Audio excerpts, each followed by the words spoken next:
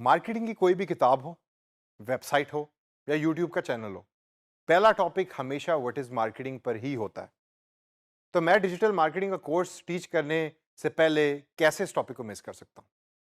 फर्क इस टॉपिक को टीच करने में मेरा ये है कि मैं हमारी रोजमर्रा की एग्जांपल्स को यूज करूंगा और बड़े ही आसान तरीके से आपको बताने की कोशिश करूंगा कि व्हाट एक्चुअली मार्केटिंग इज, कि मार्केटिंग है क्या। तो आइए सबसे पहले मैं आपको एक एग्जांपल देता हूं और इसके ऊपर आपने बड़े गौर से सोचना है। आप घर पे बैठे हैं, एकदम फोन रिंग होता है, आपने फोन पिक किया। दूसरी तरफ से एक खातून बात कर रही हैं जिनका नाम है साइमा।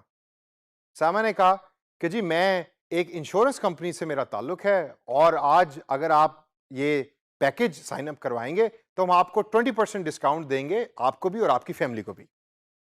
तो सवाल मेरा आपसे दोस्तों ये है कि क्या साइमा मार्केटिंग की जॉब कर रही है? दूसरी एग्जांपल और बड़ी इंटरेस्टिंग। आप अक्सर शॉपिंग मॉल जाते होंगे, अक्सर मार्केट्स जाते होंगे, संडे बाजार या इतवार बाजार जाते होंगे। वहां आपको डिफरेंट लोग खड़े हुए नजर आएंगे कि जो चीजें बेच रहे हैं, 10 रुपए की, 15 रुपए की, 100 रुपए की, एक के साथ दो फ्री। तो क्वेश्चन या सवाल मेरा आपसे यह है कि क्या आपके नजदीक वो भी मार्केटिंग की जॉब कर रहे हैं? अगर इन दोनों सवालों का आंसर आपके नजदीक यस है तो यू आर 100% राइट। ये दोनों मार्केटिंग ही की जॉब कर रहे हैं। साइमा बेशक टेलीफोन के थ्रू डिजिटल टेक्नोलॉजी को यूज कर रही है और जो दूसरे साहब जो इतवार बाजार में खड़े चीजों को बेच रहे हैं वो सेलिंग कर रहे हैं, लेकिन है ये मार्केटिंग की जॉब। लेकिन मार्केटिंग इसके अलावा और भी बहुत कुछ है।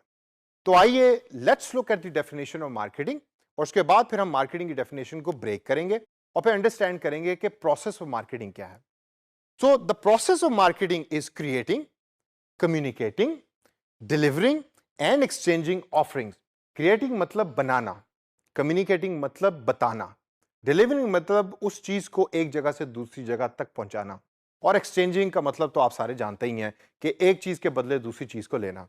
अब ऑफरिंग्स जो है वो बड़ा इंटरेस्टिंग चीज है। अब ऑफरिंग से क्या मुराद है? ऑफरिंग से मुराद है वो सारी प्रोडक्ट्स और सर्विसेज जो कंपनी बना रही है। लेकिन वो जब बनाएगी तो इन रिटर्न वो क्या ले रही है कस्टमर से?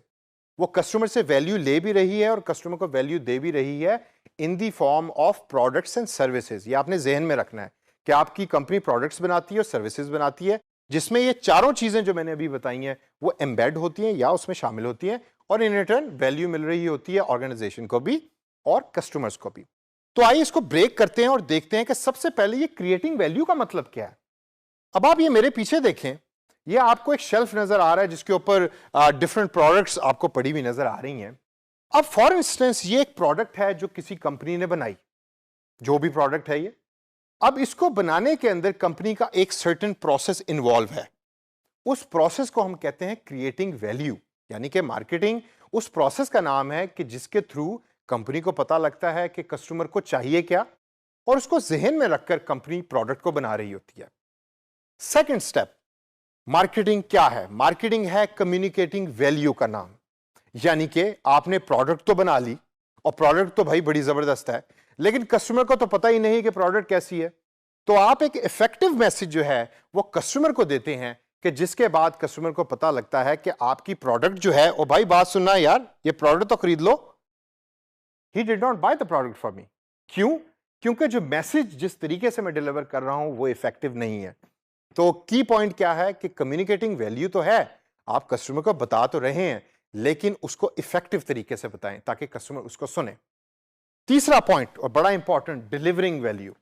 डिलीवरिंग वैल्यू से मुराद यह है कि प्रोडक्ट बन गई, आपने कस्टमर को भी बता दिया, सर्विसेज बन गई, आपने कस्टमर को भी बता दिया, लेकिन अब उसको डिलीवर भी तो करना है, उसको कस्टमर की प्रेमिसेस या उसकी जगह तक भी तो पहुंचाना है, ख्वाह वो ऑनलाइन हो या ऑफलाइन हो।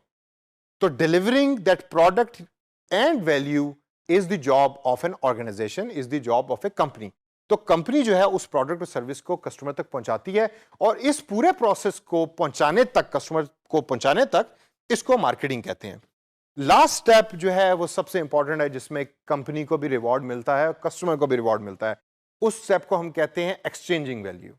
आपने प्रोडक्ट सर्विस बना ली, आपने कम्युनिकेट कर दिया और आपने डिलीवर कर दिया। अब बारी आई है एक्चुअल सेलिंग की। आपने एक चीज जो आपने बनाई है वो कस्टमर को दी, और कस्टमर से आपने पैसे पकड़े, और आपको फाइनेंशियल रिसोर्सेज की वैल्यू मिल गई और कस्टमर को प्रोडक्ट मिल गया। Last but not the least, जो सबसे इंपॉर्टेंट बात मार्केटिंग के अंदर हम अक्सर मिस कर जाते हैं कि बिजनेस का only purpose is not to earn money. ये बड़ा इंपॉर्टेंट है। आपने प्रोडक्ट बेच के पैसे तो कमा लिए, लेकिन क्या कस्टमर उस प्रोडक्ट से खुश भी है? और अगर कस्टमर खुश है तो वो फिर आपको 5 स्टार्स देगा, और जब वो आपको 5 स्टार्स देगा तो फिर आपका एम्बेसडर भी बनेगा। एम्बेसडर बनेगा तो फिर वो दूसरे लोगों को भी बताएगा कि भाई इस कंपनी की प्रोडक्ट खरीदो, वो सबसे अच्छी है। और जब वो बताएगा तो फिर ऑटोमेटिकली आपके नंबर ऑफ कस्टमर्स इंक्रीज करेंगे। तो आपका objective as a company marketing करने का ये होना चाहिए कि मेरा कस्टमर सबसे ज्यादा खुश हो ताकि वो बार बार आपके पास आए।